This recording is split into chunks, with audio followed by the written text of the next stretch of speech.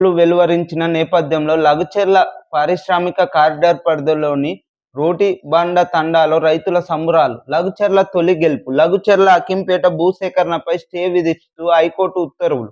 అంత అత్యవసరమేమంటూ ప్రభుత్వాన్ని నిలదీసిన ధర్మాసనం. రాష్ట్ర ప్రభుత్వానికి నోటీసులు జారీ. రేవంత్ సర్కార్కు భారీ ఎదురుదెబ్బ. రైతుల వైపే నిలిచిన న్యాయస్థానం. లఘుచర్ల బాధితులు మరియు అక్కింపేట బాధితులు ఆ రోజు కాంగ్రెస్ ప్రభుత్వం కారిడార్ తెస్తానని రైతులపై భూసేకరణ వారి రైతులు అద్దన్నా కూడా ఇబ్బంది పెట్టి కూడా భూసేకరణ చేయడం జరిగింది. దీనిపై రైతులు అధికారులపై తిరగబడడం వలన వారికి అన్యాయంగా ఎక్కడికక్కడ కేసులు పెట్టి జైళ్ళ పాలవడం కూడా మనం చూసినాం.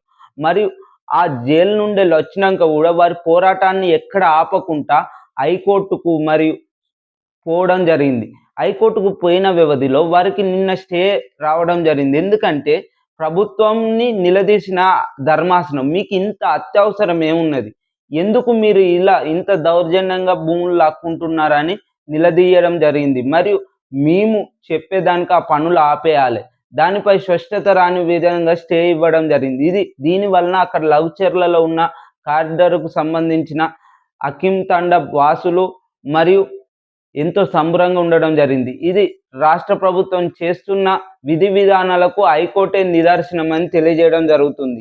ఎందుకంటే కక్షపూరితమైన విధి విధానాలతో రైతులు భూములు ఇవ్వనన్నా కూడా వారి సలభాల కోసమే, వారి కాంట్రాక్టుల కొరకే రైతులను ఇబ్బంది పెట్టి భూములు గుంజుకోవడం జరుగుతుంది. దీనిపై రైతులు ఎక్కడికక్కడ వ్యతిరేకించి మా భూములు ఇవ్వమని తేల్చి చెప్పడం జరిగింది. మరియు పోరాటాన్ని ఆపకుండా హైకోర్టుకు పోతే హైకోర్టులో రైతుల పక్షాన్నే న్యాయం జరిగిందని తెలియజేస్తుంది. దానివలన అక్కడ లగచర్లో ఉన్న బాధితులు ఎంతో సంబరపడడం జరుగుతుంది. ఇది రాష్ట్రంలో రైతులపై చేస్తున్న రాష్ట్ర ప్రభుత్వం కక్షపూరితమైన విధానాలని తెలియజేస్తున్నాం. ఇదే నిదర్శనం లగచర్ల బాధితులదే.